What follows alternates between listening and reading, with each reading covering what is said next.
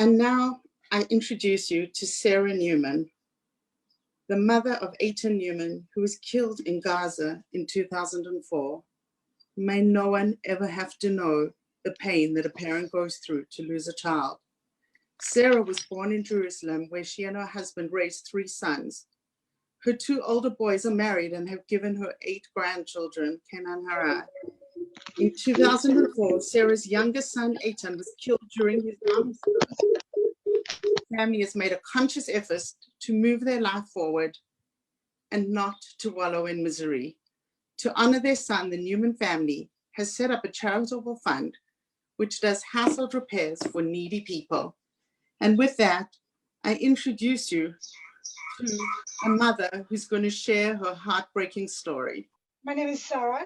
I'm honored to be invited to speak with you. You know my basic background. In 2004, my older son, Svi, was married with 2 children. My youngest son, second son, Gidon, had gotten engaged to the most wonderful, wonderful girl. And my youngest son, Eitan, was in the army. And we knew he was serving in Gaza. We didn't know a whole lot more because my boys have got more sense than to tell me exactly where they are. We'd had an engagement party for our second son. We weren't sure whether Eitan would get out of the army to come or not. It wasn't a given. We're sitting outside the place waiting to go in. It was the synagogue where our in-laws pray. And we were waiting for the synagogue to empty out. After evening prayers, we'll go in, we'll have the party. And somebody touched me on the shoulder. Hi, Iman. It was Eitan. He'd gotten out of the army to come to the engagement party. He was dirty, he was smelly with his uniform, with his gun in his bag. But who cares? He was there. We celebrated. We had the most wonderful evening. Came back to our home, and the next day, Eitan went back to his base. And he said to me, Iman, don't worry about me, I'm okay. And I know my kids, if my son says, don't worry, that's the time to worry. But I was too busy to worry. My son's getting married. I need to buy a dress for the wedding and a present for the bride and so on and so forth. And I was crossing one of Jerusalem's busy streets and my mobile phone went off. It was a friend of mine. She said, Sara, I want you to sit down. I said, you're nuts, I'm crossing this particular street. I should sit now or should I get to the other side? What do you think? She said, don't be stupid. Cross the road. And I want you to sit down somewhere. And where is your Michael, my husband?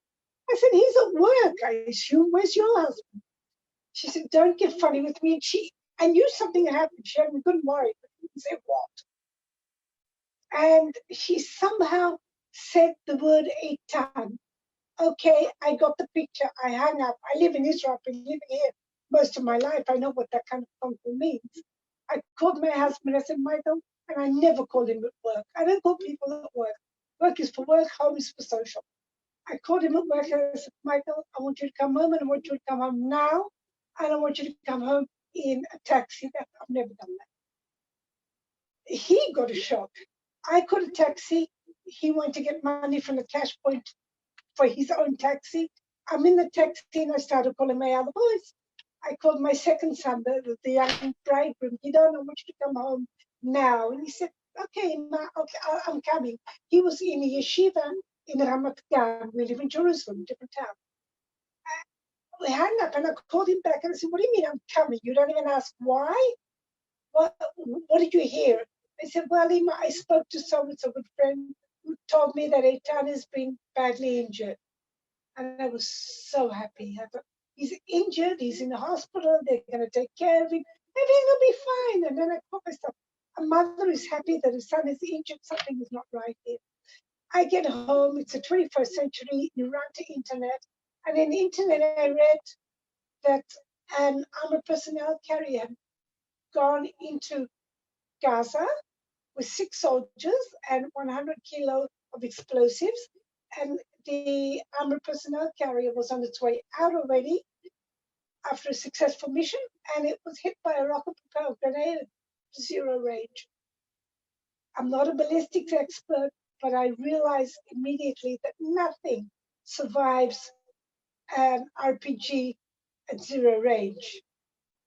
I'm waiting for my husband to come home. And he walked in, and I walked up and I said, Michael, Etan's killed. He said, I know. I said, how do you know? My husband was a research scientist, and he worked in Hadassah Hospital.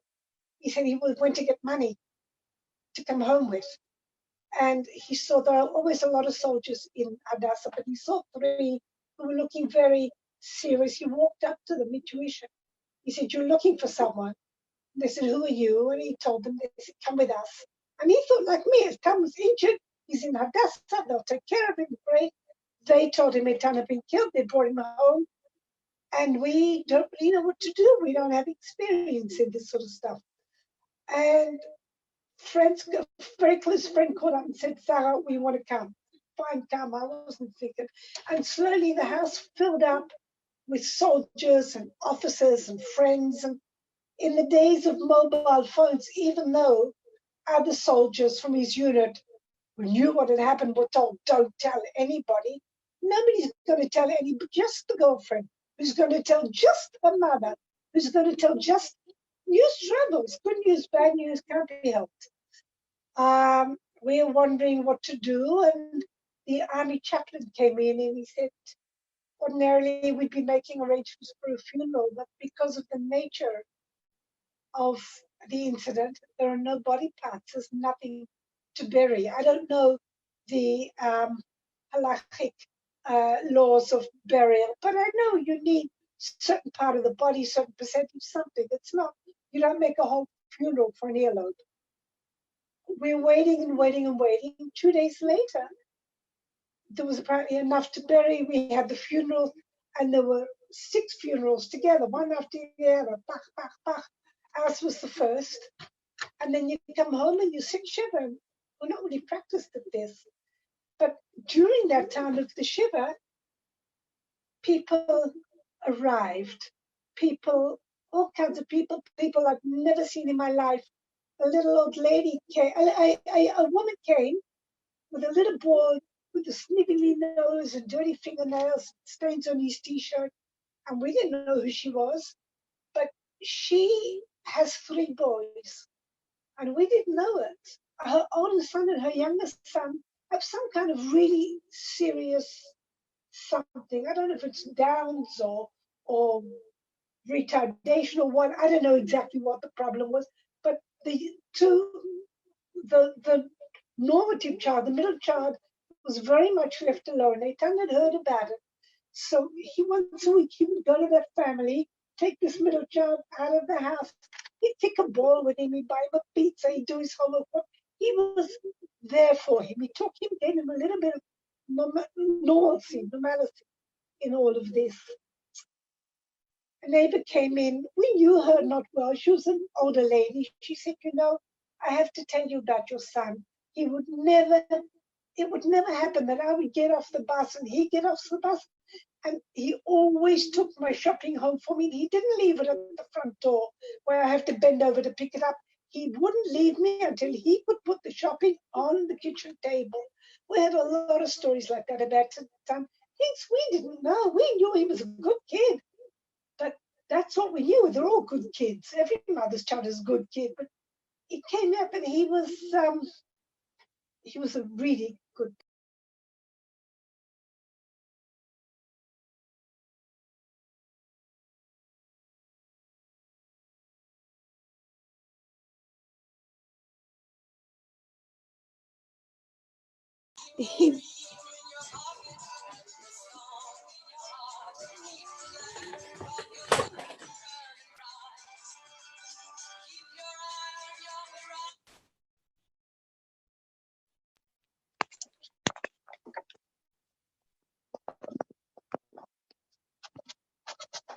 Sorry. Hello?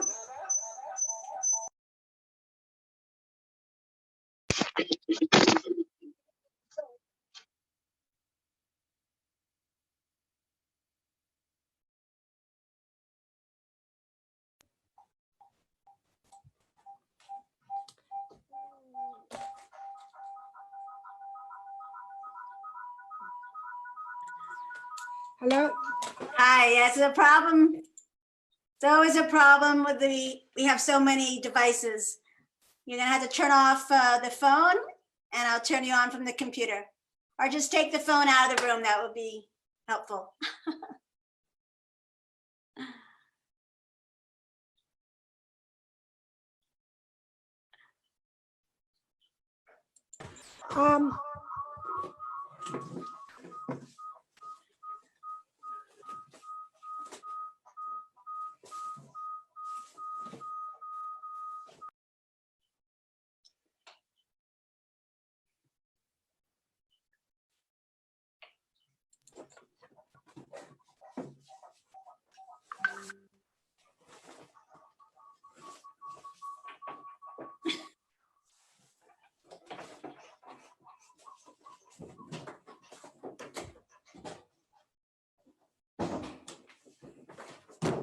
Done.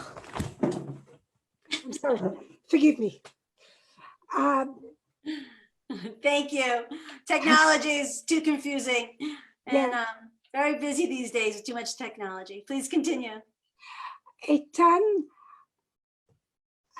was a youth counselor in the youth movement called B'nai Akiva. To get to B'nai Akiva, he used to walk past a row of houses.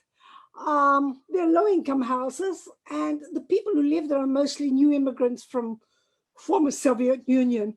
And we used to see them always sitting on the bench with 10 coats and 6 scarves in the middle of summer. And they would, they all came to pay condolence call. We had no idea who these people are. We don't speak Russian, we don't speak Yiddish, no idea. It seems that Eitan used to walk past where they live. And they would, one of them once called him in to help her move a heavy table from here to there. And he's moving the table with her. And he notices that a picture on the wall, that the nail isn't straight. The picture's going to fall. So he picked up the picture, straightened, he took off the picture, took off his shoe, banged the nail in, hung the picture up, smiled and went out. Fine. And when he'd walk by there, she would occasionally call him, not to help her, but to help, like the neighbor across the way, his shutter doesn't close properly. Do you know how to fix that? And then there was some other neighbor who needed something else doing. And he became their handyman. He was very good with his hands. We all are in our family. And that was that. He didn't think twice about it. But they recognized his picture from the paper, so they came to pay a condolence call. We were incredibly moved. I could tell you 100 stories about Eitan. I'd love to tell you he was a terrific student and that he sang like an angel and he was artistic and athletic and none of that stuff. He was just a nice, ordinary kid. And I spoke to his school principal. He said Eitan was never in the classroom. He was too busy doing good things. They were collecting blankets. There'd been an earthquake in Mexico. And we were all collecting blankets and things to send. And the staff room was full of stuff. Eitan would walk in and he took the boys from the lowest grade. And he said, right, sort this stuff out. Blankets, coats, everything else. Blankets, coats. And then he organized the teachers who had free periods. You'd put this in your car and take it to there. You put it there, take it there. He just did things. He saw what needed to be done and he did it. And that's all there was to it with Eitan. He was too busy doing good things. And we let him because we had the policy that it's important to get good grades and do well, but it's more important to be young. You can retake exams. You can't retake your youth. And when it came to his finals in high school and he realized that, I've got to do something, he studied hard for a few months and he got through all of the exams with respectable results. His big dream was to go to France to study film. And his teachers all said the only teacher who knew him really well was the film teacher. That was his major in high school, film. And the teacher who ran the film lab knew him very well. Nobody else knew him much. We think we know this kid. He was too busy. I was telling you about little old ladies and the fixing stuff in their home. After Eitan was killed and we were looking for a way to perpetuate his memory, we set up a fund. We do household repairs in the homes of the needy. A lot of our volunteers are people who had been his friends. I look at them, they invite me to their weddings, they invite me to, and we go as a family. They're amazing to us. They never, ever forget us. If my son had to lose his life, end his life at age 21, he did something that he believed in. He trusted the people he was with. He respected his comrades, his officers. I'm grateful for that. He wasn't killed with a knife in the back in some godforsaken alley in Harlem. He wasn't, didn't fall off some cliff in South America, not drugs in Nepal and India. He had a meaningful young life. I'm incredible for that. I miss him every second of every day. There's no question. But I look at the things that I've received since then. I'm a religious woman. I know that a time will come when we'll all sit together around the Shabbat table. My husband and my children and my grandchildren, it'll happen, just not yet.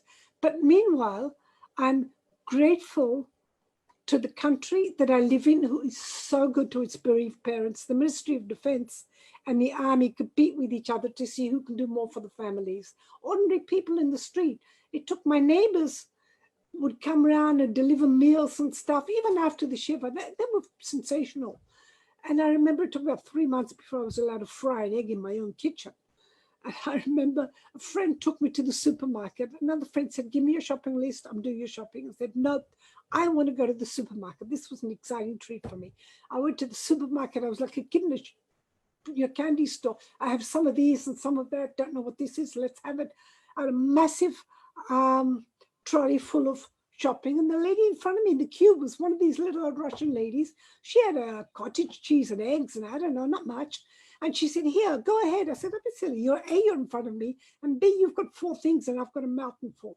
She said, please go. That's the only thing I can do for you. And I was touched. People in this country are so good to the bereaved. It's hard. It's not easy, but it's a choice you make. And I'm grateful for the good things that I've had.